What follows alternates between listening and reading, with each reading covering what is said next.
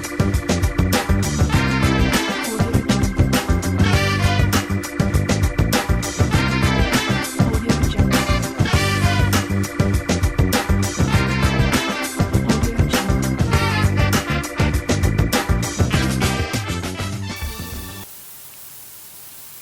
day, viewers. Welcome to another episode of Intimate Conversations with Isa Favor.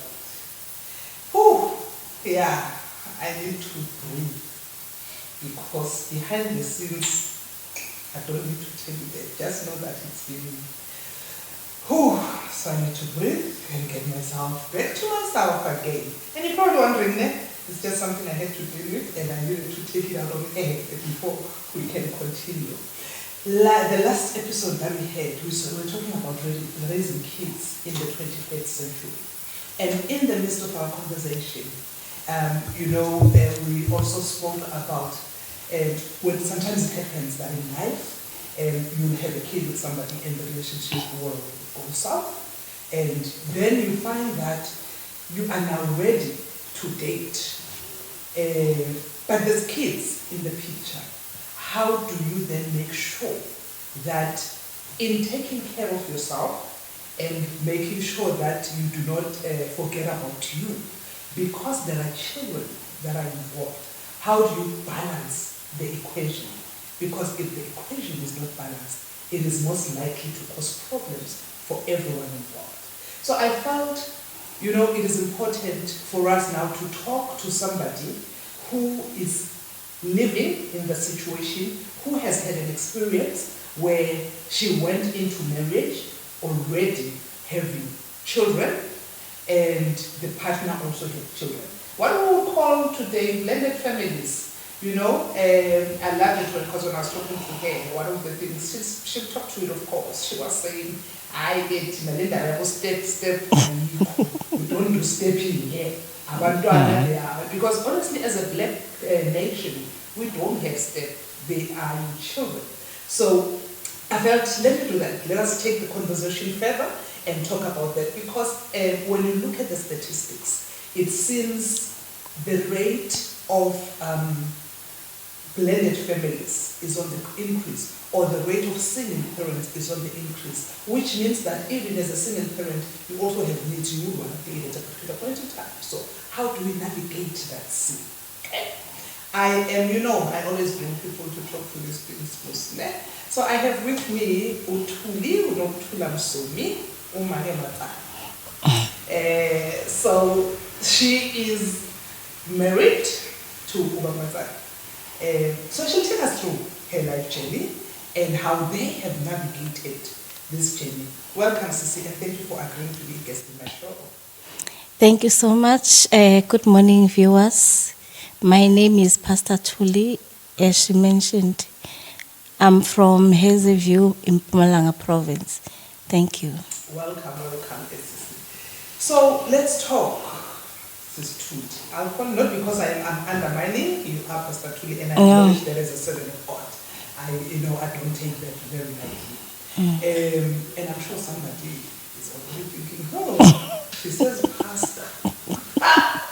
And then they're saying, I'm sure somebody else is already thinking, we'll talk through those things. Yeah. So let's talk this one. You are married now. Yes. And it's your second marriage. Yes. So I'd want for us to go a little bit back before we get to this one, so that we can also in our talks before we'll also make reference to some of the mistakes that were made, because in life sometimes as individuals we make mistakes. So share a bit the history so that we bring the viewers into perspective. Okay, thank you, Sisi. Engakusho ukuthi ngike ngashada before, and kulo mshado wami ebengikona before kunama mistakes engawenza, because mangena kuleyo mshado ngangena nginomntwana, and uma ngena nginomntwana angizange ngamcabangela umntwana, ngacabangela ihappiness yami. All right, so let's take a few steps back. At the time uma ushada abengakanani, how old was she? Ngesikhathi ngishada, she was in grade 11. the first time? Eh. Okay. She was in grade 11, I think bekala ku 16, 17. Angizange ngamcabangela yena, but ngazicabangela mina because I was looking at my age. Ngibone ngathi sebeyangishiya and aqhamuka ilutho. So mase kuqhamuka uMr Right sengiyangena. And mase ngena angisamhlalisi usisi ukuthi hey manje sekwenzeka kanje empilweni yami. I think iphutha engalenza kwaba yilelo because kwam affecta kakhulu lokho because Before sifika lapho, sorry, I'll come in so that Okay. so that Silo, ukhulume age, you saying you were worried to your age. yes. How old were you at the time? Bengina 37.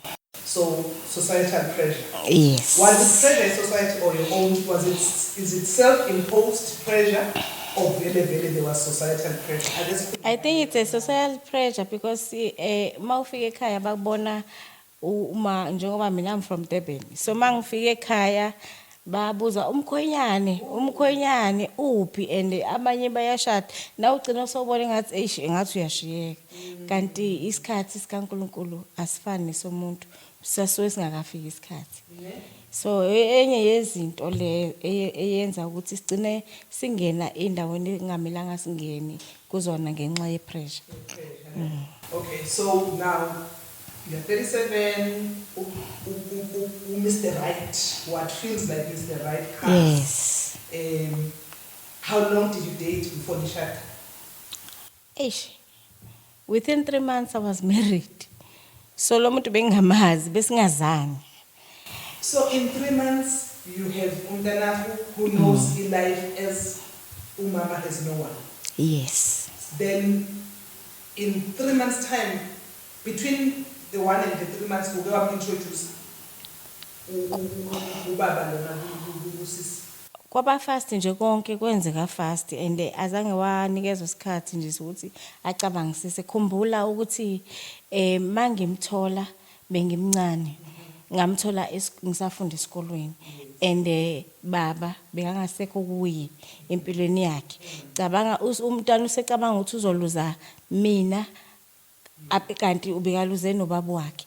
And nangalesikhathi aluza ubaba wakhe angizange ngaba khona empilweni yakhe just to check ukuthi umntwana ufila njani after sekuba ne separation nobaba wakhe because khumbula umntwana usanda sonke uthanda ubaba uthanda umama and uma ngabe sekunalokuhlukana kube sekuba nama challenges ikakhulukazi ebantwaneni.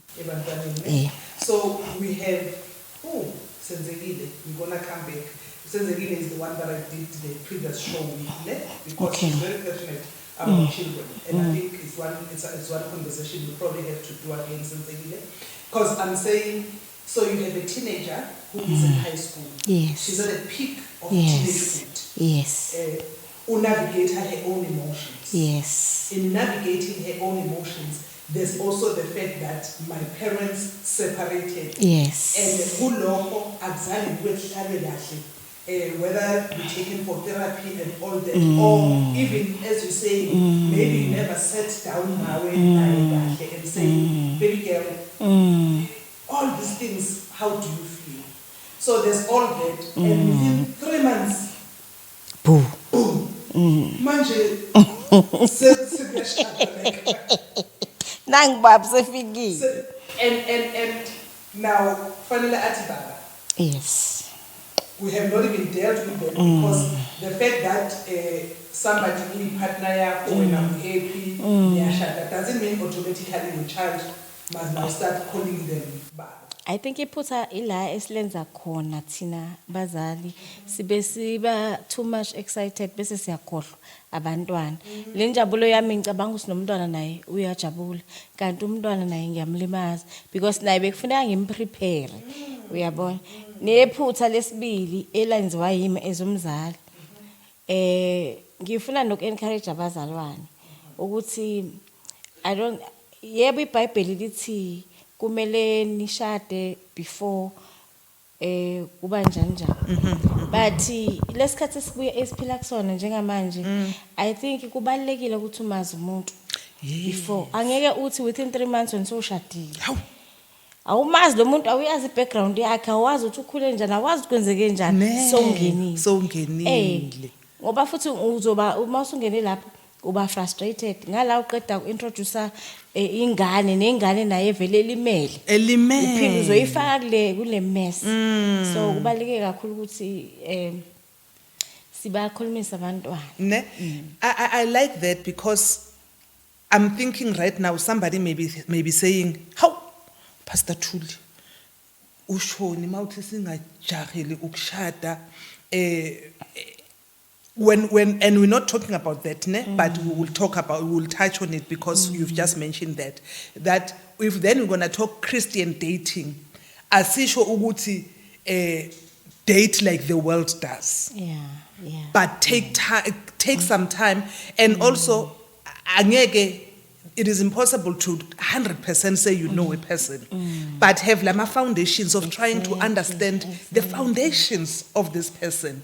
Utrita njani abantu when you go out to a restaurant ubatrita njani abantu exactly yabona so I think those issues so that somebody ohlele ekhaya omzalwane athi how lo mzalwane uthi fanele sijole for a long time so let's try understandana. I wanted us just to clear that. To be honest sisi iqiniso must be told. Yes. Ukushada nomuntu ongamazi it's very wrong.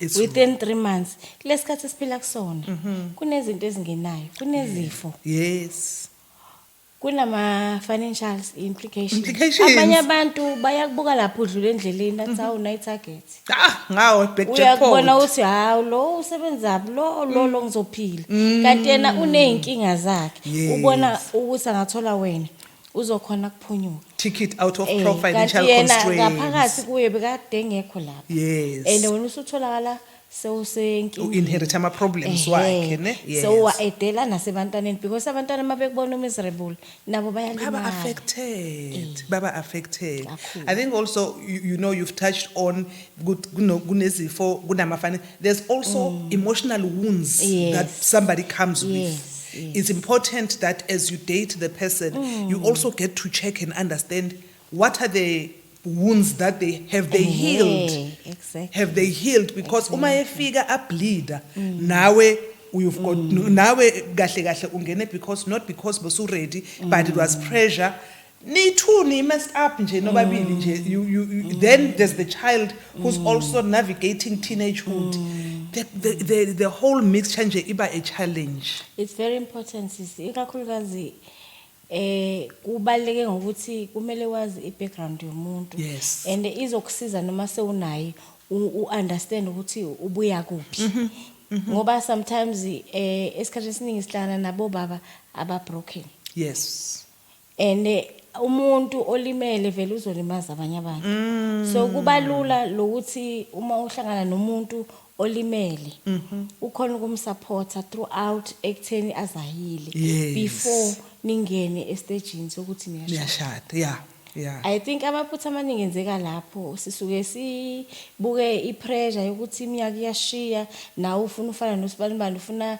kushada nawe ubizwa ngumamfundisi or whatever but awubuki beyond ubuka la ngaleso sikhathi and awucabanga ukuthi kunabantwana or kunabantu abangaba affected ngalesimo lesi osuke wena usungene kusona ne now when the marriage ended, I don't want us to dwell on the nature of the marriage, but when the marriage ended, how did your daughter respond to that?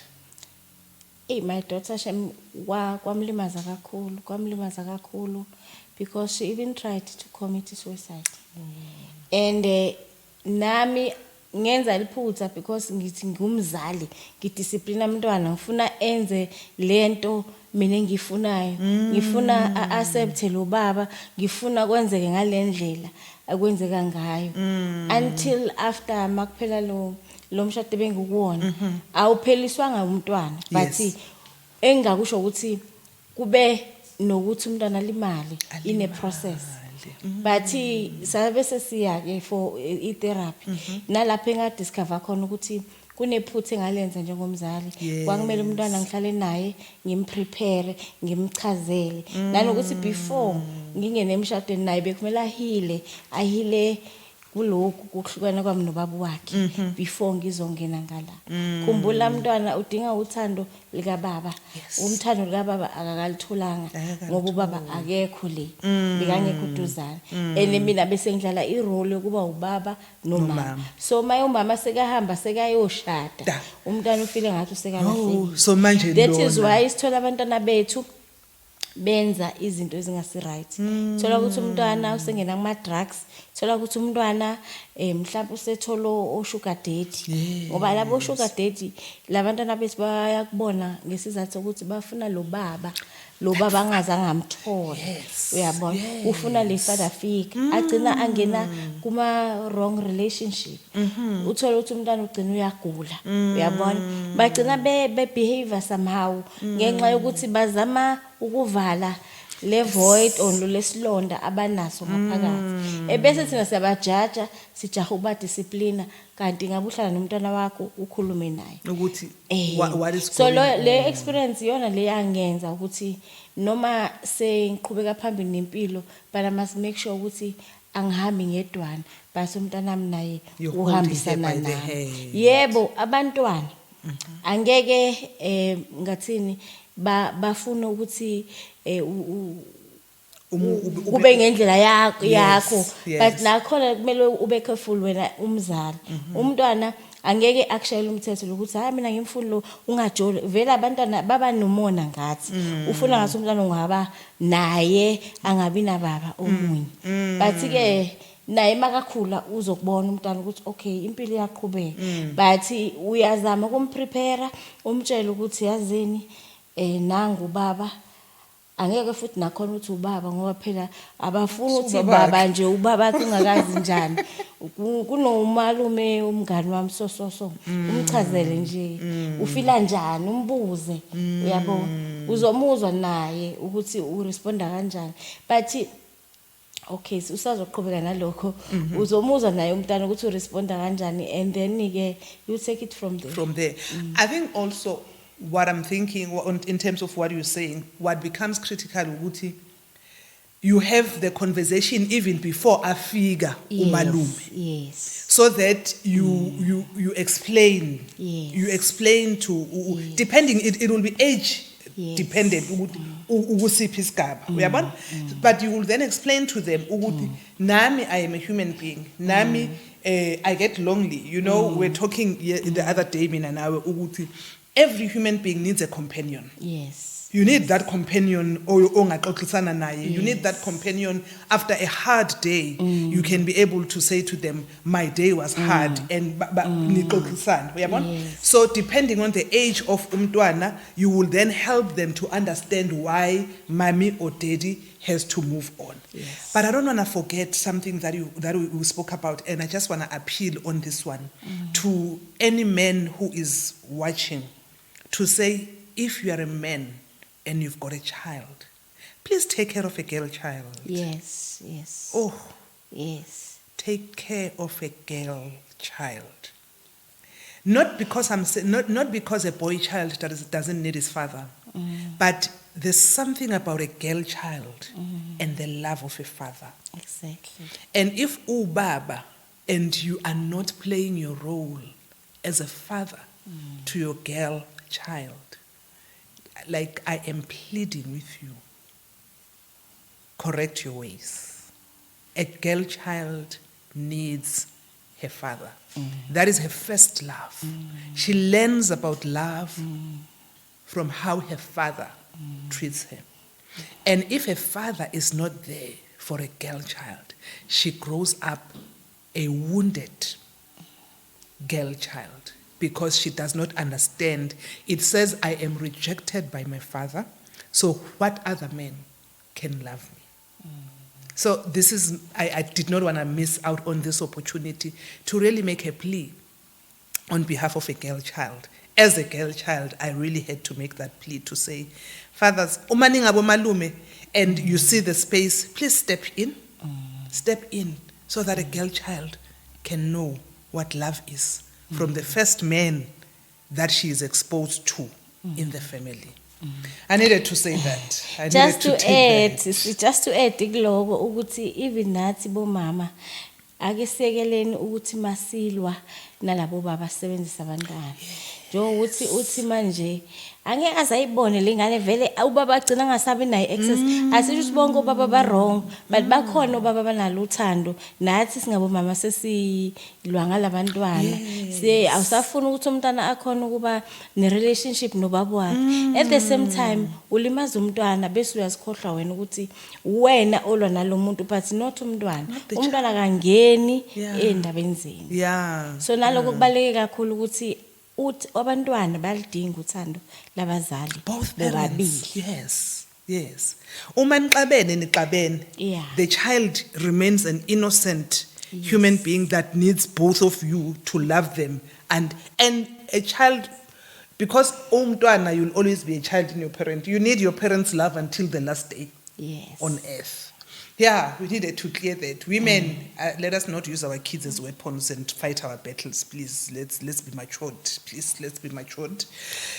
So, you were then saying, Uguti, it is then when you are now ready into this relationship, make sure that you take your children along with you. Yes. Okay. Your experience as well as what you have seen in life, what are some of the things that people can do, or what you did to make sure that manje usuyongena in the second one, having learned, I heard you saying you had to go through therapy with your daughter also, so that you also learned mistakes. How did you do it differently this time? This time, what I did, because by matter, ngihlangane naye nabantwana too. So my khuluma indaba yakhe naye kwamele ukuthi sazane azange sajaha ukuyongena emshadweni nakhona saba nendlela yokuthi sikhulumisa abantwana nami ngiqale ngikhulume nalo wami naye akhulumisa bakhe abantwana ukuthi kunalento leso khumbula abantwana bakamatsani mawabo washona and mina ngala ngibuya ku divorce kunababa wakho umshile, then there was a divorce. So there's divorce, two. Yes. Even though angizange ibe nawo umntwana emshadweni but benginaye umntwana ufike naye. So nababe bantwana bakhe banjani balimele abanamama so kuyamele ukuthi baba naye abakhulumise abenze ba-understand so uma sekhulumile nabo sase siyabahlanganisa sakhuluma nabo ukuthi kunalento lenje esifuna ukwenzeka mina nobabweni nifila njani so bathi as long as nani happy nathi we are happy so sabe siyaqhubeka bathi ke mina ngamtshela ubaba ukuthi angibelieveli endabeni zika step kuna step mana step baba step angibelieveli kuloko because once what step kusho ukuthi lo muntu uyambandlulula yebo siyazi ukuthi labantwana sibazali kodwa umntwana udinga uthando likamama noma ungeke ube u100% mama walo mntwana njengoba wakho umzalana but lolu thando likamama uyalidinga so sabana le relationship lenjalo noma sesiqedile kushada then sase siyaplan ukuthi kumele labantwana sibahlanganise bonke. Okay, maybe let's take a step back. The time nibachela individually. Yes. Bebasengakahlangani bebangakazani bona at the time. Bebengakazani but bebebona ukuthi kunento eyenzakalayo but angisho bekumele bakhulumise but bababo bakhulumisele nami ngakhuluma ngala. Uma nibakhulumisa so wena usuke wabamitha without baba wase wahamba wayongintroduce kubo okay. Nami ngabuye ngamintroduce ngala esidini la. Okay. Base bayazana ke ngaleyo ndlela up until saqhubeka sasisiyangena emshadweni. So uma singena emshadweni nakhona just to make sure ukuthi abantwana basahambisana nathi ngoba abantwana nabo banako lokupretend ukuthi hayi ku right but mase kubona kwenza ngempela sekuyabuya futhi sekuba bhlungu yabo and abantwana bayabuka ikakhulukazi mase nikhulile babuka ukuthi uyasebenza unani ubaba uyasebenza unani so mase ngena uMamthuli lapha kusho ukuthi into zethu ziyathathwa mase ngena ubaba lapha kusho ukuthi nami ngeke ngisaba nalutho no angali abantwana kuyamele ukuthi siba prepare abantwana bangakhuli bazi ukuthi banefa ngoba I think lento iyo neyenza ukuthi abantwana bagcine babehave somehow nabo auntie nabo bani ihlobo ziyangena yase indlu yababa wakho lo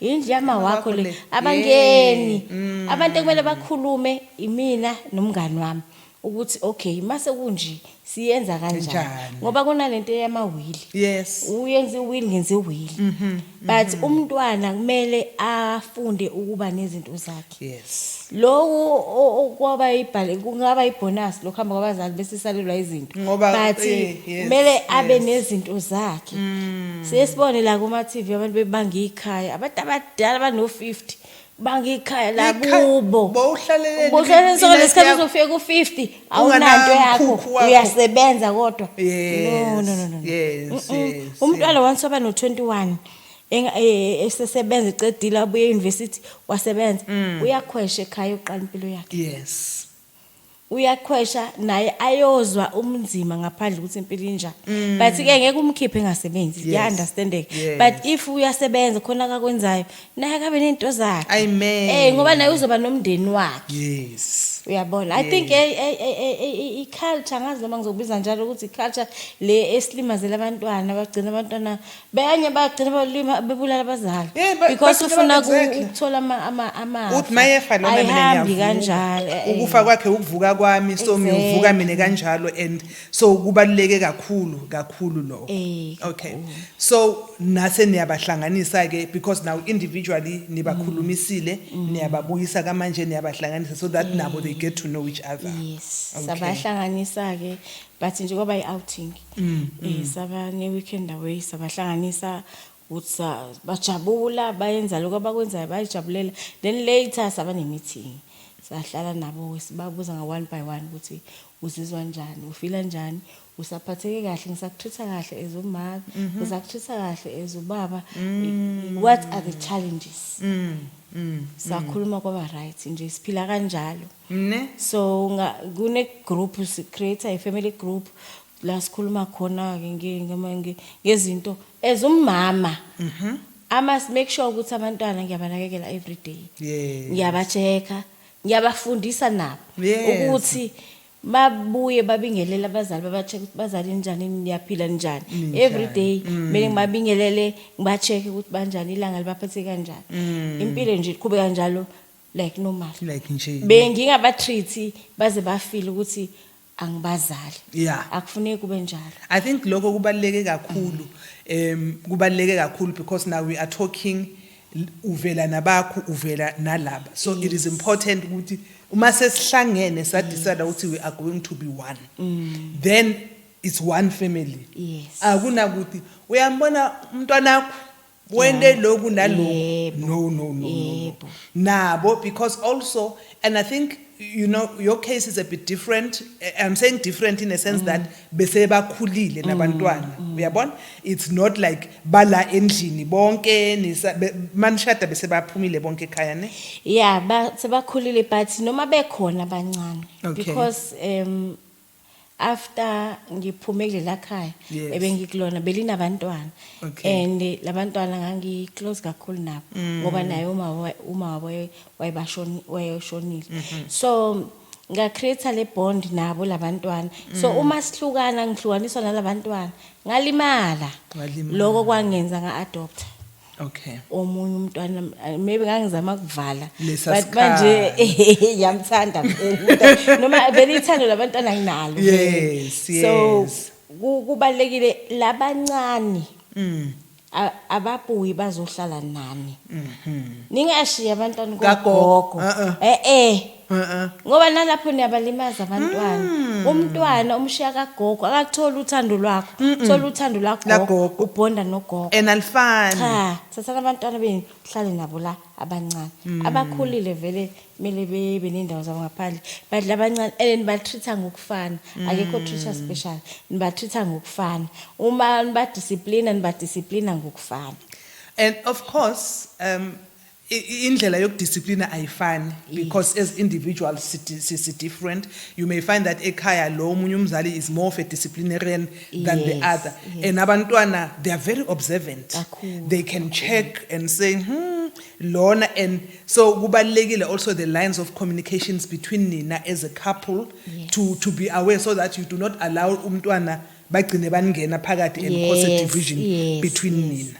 Yes, angisho lokho ikona lokho kwenza ukuthi abantwana bangangeni banixabanise ngoba nabo bayaxabanisana abantwana. Emishado eminingi eminye iphelile ngalokho ukuthi akuzwana abantwana. But abantwana njengoba uchaza ukuthi kumele ube observant banaso isikhwele sabazali babo umunye unaso isikhwele samawakhe especially umama babesaphila nomunye unesikhwele sababa wakhe uyabo nalokho kufuna nikubuke ngoba okuningi nako kuyakwenza ukuthi imshado igcine iphela ngalokho nanokuthi ningabavumile abantwana like mabehambile ngoba nabo mama abanjalo phela makuya ukuthi bahlwane kanjani nalo babakhona so umntwana angavakasha eyale kaMama bafike bamgxishe ngezinto obambuza uhleli kanjani bakuthatha njani yabo izinto enjalo bese umntwana abuya neattitude la kuwe uyabona ngoba uyithola ngaphandle kumele nawe ukhona ukubona lokho ngoba umntwana ohlala naye uyakhona ukumbona ukuthi umntwana onjani ubehave kanjani ne. And I think also we're going to use this also just to give out advice to say when you find as a woman or as a man uma uyithola kulesimo that kunalama umntwana uhlala nomunye umzali don't be inquiring ngelife yabo laphana ekhaya with the intention of causing a division. Uyabona uma utruste lo mzali ukuhlala naye trust them uma evakashele wena receive the child that they have visited you and spend time with them without trying to question unless you can see what the child seems troubled maybe there's abuse then you can inquire mara ungagubhi and wanna cause trouble unnecessarily so so that is just word of caution because sometimes it happens that you maybe you still loved him manhlukana or you still loved her and now you wish you to have them back or whatever the case may be. Let's just respect our boundaries and allow kids to experience the love of all parents without causing our problems. Yes. Okay. So then laba abanye nhlala nabo laba abanye bakhulile you get to visit each other and you are saying as a mother you create the bond phakathi kwabo bonke abantwana so that they know ukuthi uma noma angangizalanga but she remains my mother enze ukuthi nomntana noma engahlali ekhaya ehlala somewhere akukhumbule kuba sekhaya noma esekhaya enjoy ukuthi ukhona usekhaya abe free ekhaya kubo ngoba abanye abantwana bagcina bangasayi emakubo ngenxa ukuthi maybe ustep ngoba akasima ugcina angamphathi kahle kube nezinto abangahambisani nazo so kubalekile ukuthi umntwana noma efika ekhaya afika ajabule nje kube mnandi where kuba nama differences. How did you handle them? Because I don't think it's been a smooth journey. Maybe the children feel strongly about something, a particular way of doing things. Now, how did you handle those? Okay, khona nami ngeke ngaba nama challenges khona before, not la. But umntwana ngakhona ukumbiza, ngahlala naye phansi. Ngamchazela ukuthi nguma wakho but I'm not your biological mother ngiyakuvuma lokho but uma ngabe uzongithusa ngalendlela ene mina sengihlala nawe full time uzohlukumezeka ngoba nami ngizokwenza ngalendlela ungithutha ngayo but uma ngabe wena ufuna ukuba happy ufuna ukujabula ngijabulise nami nawe uzoba happy. Ngifuna ukuthi wena ube umngani wami. Ngifuna ukuthi uma uba neproblem ukwazi ukungitshela. Uma kubhlungu ukhona ukungikhomba ukuthi mamthuli kubhlungu la. Ngikhona ukukusiza. Angifuni ukuthi ugcina usungisaba ungasakwazi nokukhuluma nami kanti kunezinto ezimbi ezikwenzakalayo ngaphandle. Mawufuna ukuthenga ama sanitary towels ungasabi ukusho ukuthi mama aphelile. Uyabo? Ngicela. Ngifuna sibe nale relationship lenjalo. Nokuthi bekuyi relationship lenjalo vele. So the important thing what I'm getting is that ungahlaleli into engasi right. Yeah. Be the parent. Yes. And fix it. We fix. Ngaleso sikhathi ungalindi futhi kuze kudlule isikhathi eside ngoba kuzoqhamuka kunye kutakelana segcina kuvusamisindo. Yes. And I think and I know because I go through social media a lot and there's a lot of people who are saying no abantwana ungenaphi wena why were you even uyifakelani lapho abantwana bakhe unomama wakhe mama wakhe uyaphila da. But what I'm taking is that always be the parent. Yes. Sometimes actually somebody when you call them out maba misbehavior vele ke babuyisa endleleni. Yes. Because they thought they'll get away with it bebangacabanga ukuthi hey angangihlalisa phansi and because they did it now knowing that it's wrong. So when you call them out and say enye into mhlawumbe engayichaza if abantwana une relationship le right nabo labantwana bayakulwela.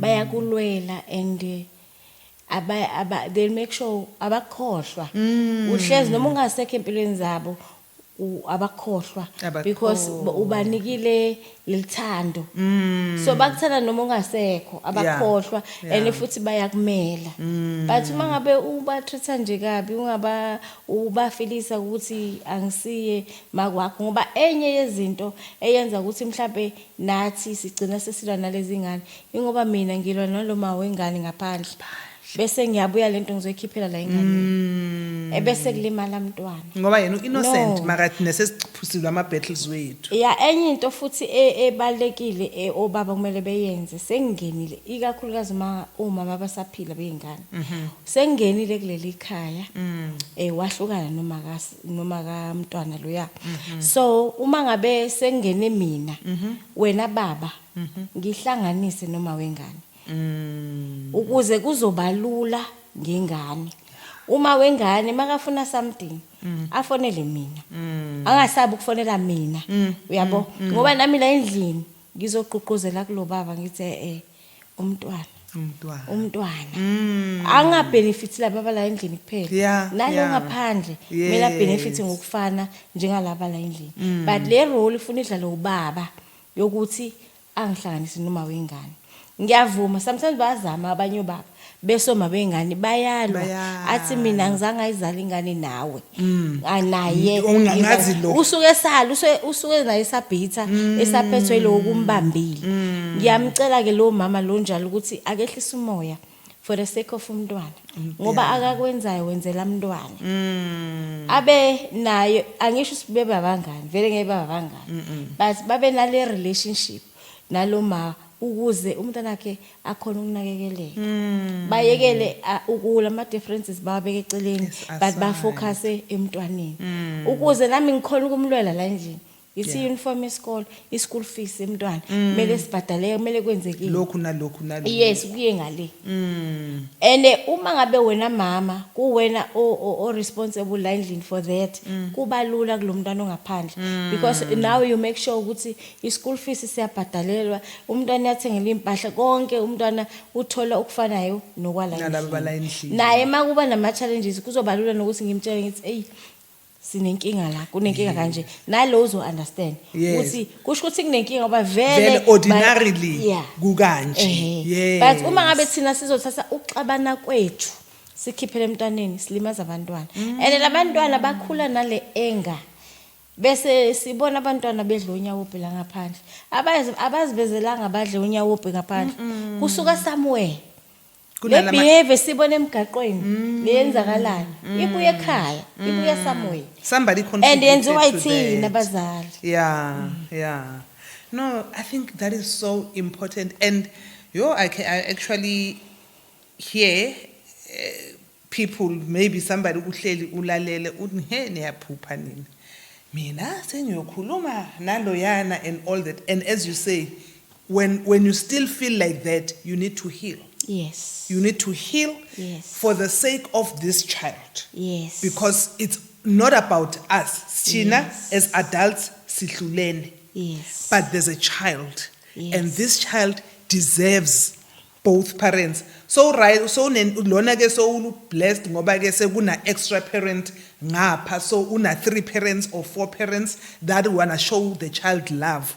So let's all work together Yes. towards that. Yes. If we can do that, we will be contributing to a society that has got a little bit of healthier children than what we are currently creating. Yes, okunye ngifuna ukueda kulokho. Mhlambe ngifuna ukukhuluma nomuntu wesifazane othole obe pregnant, mhlambe babe waseya phuma kanje. Ngifuna ukukutshela ukuthi umntwana ngenyanga ye first month akhona la kuwe usuke sekasenza usuke esekazi. So the more inyanga ziqhubeka indlela wena mama ofila ngayo nophatheka ngayo iyam affect umntwana ngaphakathi eswini sakho. Uma ngabe ubaba wakhe amrejectile wamrejecta use pregnant noma sekaphume ngaphandle uzoba rejected. Mhlambe kunobaba bangakwazi lokho ngaphandle ukuthi abantwana baba affected kanjani. Kumele bazi ukuthi noma ngabe unenkinga engakanani na partner yakhe, but must make sure ukuthi umntwana uqala kumnakekela ngaphakathi eseswini sakhe sama wakhe noma sekaphumile. I always tell people ukuthi mina my father babeshadile uma noma wami, but babambe kaphuza kakhulu. Beka khona angekho. Okay. Most of the time behlala ebanganini ayoyiphuzela utshwala. But bekalala ekhaya. Okay. Yena bekasithanda ngendlela yakhe, but mina bengalithola uthando lwababa. Because bengifisa kuba nobaba wami. Yabo masephuze kakhulu bengisaba nokhoma bangani bami ukuthi ubaba wami. And lento beyingilimaza, and lento ingilimaza la ngaphakathi ngingakhona ukuyishela nobani. Uyabona? Yeah. And uthola ukuthi mhlambe masephuzile seyalwa ukugijimisa umayi into enjalo. And this thing young affect big time, because ama challenges masukhula uto attracta labantu abafana nobaba wakho, because angizange ngaba nethuba lokuthi ngikhulume nobaba wami ngimtshele ukuthi baba awungiphathanga kahle mawenza 1 2 3 uyabo. But lokho ngidiscover later nakhona sengidivorceile ukuthi manje kwamele ngithathe isitulo ngisibekela sibe ubaba nami ngikhulume nalesitulo ngikhulume lokwangaphakathi kimi lokuthi ngangilimele kwabonakala indlela engaba yiyo, because ngakhala kakhulu ngoba lento yabuya sengathi into eyenzeke manje kanti into eyenzeke ekudala ngisemncane.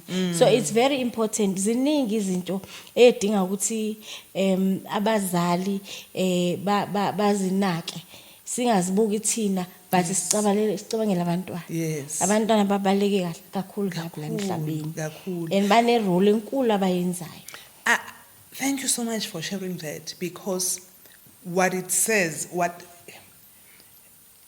the way bakhula ngakhona today, tina the generation of today, we are an outcome of whatever our parents did. Yes. So we cannot then find ourselves kule simo samanje si perpetuate the wrongs, but we have a responsibility to try and make sure ukuthi we create a different kind of generation. Yes. Because of course our generation, we grew up, you could never talk to your parent, even your mother, noma ngabe bekakuthanda. You will not say mara mama lana because uyohlangana naye nje ungibani ungitshela in. So we need to try and do differently. Exactly. In our parenting of our children, in those that are separated, in getting into new relationships, kwamele sizame ukubalancisa so that we take care of the future generation.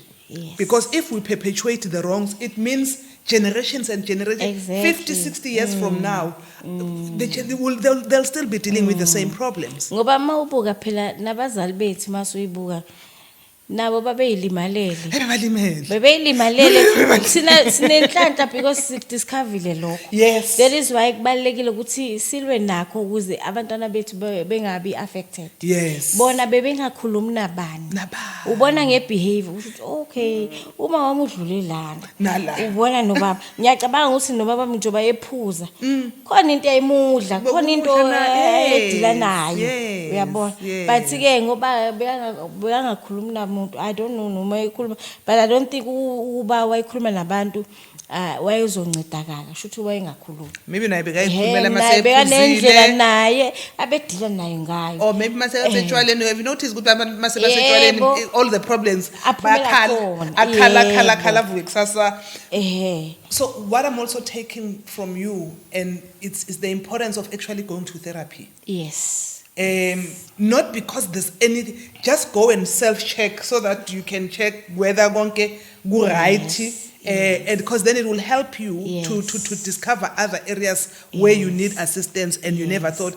And I know that it's right now as a black nation, we are slowly moving towards that. Yes. But there is also this, for some, there's still those that think, Umaya therapy, it means there's some, it's got nothing to do with that, but it is to help you to put perspective into life. Yes. Yeah. Okay. This is exciting. Okay, I'm getting excited all by myself. It's okay. I hope you're catching in on the excitement angle. So we were on the, taking care of, and I know that today we've touched on a whole lot of things, but saying as you navigate into relationships where there's children, never forget to take them along with you. Yes. Let it not be about your excitement alone, but take them along with you. Because if Naboba happy, you are also going to be happy. But if you go and you leave them behind, the reality is that they will make it miserable. They will make you miserable. Then you will not be able to enjoy the new marriage that you are in because there's too many issues any dealer now. Kakhulu, because tina bazali senza iphutha. Masizoshada siyahamba siye for counseling sibashiya abantwana bangayi for counseling kuya mina no partner wami and labantwana sebashiya kanti nabo ufuna baye for counseling nabo bazoba prepared ukuthi impilo siyashintsha sekuzoba kanje. But if ungaba prepare vele angeke kube kahle. Niyothola nihwayana nje. So hwayana vele sihwayana ngeke khambi kahle. Angeke khambi kahle ne. Wena mawumama ofikile kuleli khaya nabantwana angithi uthewuzela ukuzokwakha. Kumele wakhe nalabantwana. Kumele ube wena kumele ube isibonelo kulabantwana. Kumele ube manager leli khaya. Wenze sho ukuthi yonke into ihamba kahle. Sometimes abanye baba abakhulumi or abanaki. Ithina bomama esiba busy kakhulu la endlini. Ithina esikhona ukubona izinto. Wena njengomama okuleli khaya you must make sure ukuthi abantwana bakho ba right. And awugcini lapho. Uyahamba nasesikolweni. Ucheck iprogress yomntwana ngoba phela umntwana ongekho right nasesikoleni akaperform nasesikoleni behavior somehow uyahamba esikoleni uthisha uzokutshela ukuthi umntwana ungathi akekho right or right umntwana ngathi unenkinga or kunjani then you take it from there ubona ukuthi ungama-assista kanjani umntwana going forward.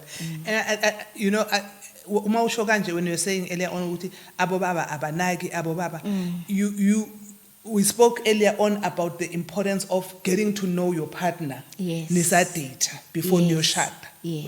Because then you'll be able to pick up, you'll be able to, when you're finding out how he relates to abantwana bakhe outside of you, then you get to see ukuthi, oh, okay, lena uyile nhlobo eso. So mina ke as a partner yakhe, this is where I can come in and this is how I can enhance to make the relationship better. Ungathi mawufika wena then the relationship drops ngoba sekungene wena ke manje. Like in my case umama ubashe basebancane labantwana and abakhulisa i1 babu wabo so bane bond no babu wabo mina akufuneki mangifika lapha sengizoqeda le bond abanayo nobaba So- wami ngoba ngizozicreatela ubutha nami kulabantwana Yes. kumele nami ngifike ngingezele kuloku babo abanikeza bona ngingezele lethando abanikeza lona Yeah, uyabona yeah. sikhone nabo bangabi manipulative ukuthi manje bagcina sebefuna ukusixabanisa okubanjani ufuna kube konke kube kahle yebo akukho lula njengoba Sikhuluma, sikhuluma yes. wona ama challenges abakhona but wena kumele ube nendlela yokudila nalama challenges And- ukuthi nilungise. Yes, be adult, be the Yes. adult in the relationship, where you say, uma bekubami ba behavior so, how will I respond? Uyabona? Yes. So that you become the adult in the relationship. Exactly. Yeah. Sis Thuli, thank you. Thank you for coming. Thank you for opening up and sharing and talking frankly. Uyabona? Anything else that bofuna touch on touch on? Sesiya towards a closer. What else would you want to say to our viewers? Basahleli emakhaya. Balalele emakhaya engakusho ukuthi let's love our children. Let's love abantwana ababuya na bobabe bangaphandle asibanikeni uthando. Abantwana abangeni ezimpini zethu. Abantwana ba innocent asibanikeze lithando sibatreat ngokufana ukuze sakhe isizwe esiyaphambili. Ake sizame ukuminimize abantwana bethu abadla ama drugs ngaphandle. Ake sizame ukuminimize abantwana bethu abathengisa ngomzimba ngaphandle. Ake sizame ukuminimize abantwana bethu asebezinikele kubantu abadala ngenxa yokuthi bahambe bafuna uthando lika baba nalabo abanye bancane sebe ba oBenten ngoba befuna uthando lika mama. Ake sibathanda abantwana bethu. Nginithanda nonke emakhaya. Stay blessed. Thank you so much. Thank you so much. Viewers, you've heard it. I'm trying to get my head into wrapping up because we've touched on so many things. We've already made a plea on behalf of the girl child. And I want to make a plea on behalf of the boy child, as a mother who is raising boys, to say, fathers, be there for your children. The boy child needs his father, just as a girl child needs his mother, her father, a girl child, the boy child, because the boy child learns from the father. They look at the father and this, there is this longing that says, I want my father to be proud of me. I want my father. So fathers, be there. Like I'm making a plea today, I'm about parents, fathers, be there for your children because we've got a lot of absent fathers. And you can imagine the kind of a generation that we are creating when we're neglecting, because we're teaching the boy child to neglect their own children also. So as much as we're talking about, going into a relationship when you have children, we're also talking parenthood as in general, to say, as a parent, be there for your children. Yes, you may be having your own issues that you're dealing with. And if you've got your own issues that you're dealing with and you don't know how to navigate them, go and see a therapist. Talk to somebody so that they can help you, so that you can be able to fulfill your responsibilities to these souls that you have brought into the world. They did not ask to be brought into the world. You brought them. Whether you were planning for it or not, it doesn't matter. The bottom line is they are already here. So be there. And for those who are single and in relationships, I just want to say to you, or planning to go into relationships, make sure that you take your children along. Depending on the ages, of course, you will be age appropriate on how the techniques and the skills that you will use to make sure that you take them along with you, so that ungangeni emshadweni with your children who are concerned, because when you do that, then you are causing yourself unnecessary pressure and unnecessary strain. Baby mamas, baby daddies, don't fight ngabantwana shem. They are innocent. Don't use them as weapons. They don't deserve it. They deserve to be loved by all the parents. Thank you for watching. I believe that we've empowered you. We are saying, let us just make sure that we navigate the dating scene ngendlela right. We navigate parenthood ngendlela right. We heal as individuals, we heal as parents, and we heal as families. Until next time, remember to subscribe to the channel. How can I forget that? Remember to subscribe to the channel and to tell somebody else and tell somebody else and tell somebody else. And, we become a nation of people who are empowered because we are about empowerment. Until next time, take care and stay blessed.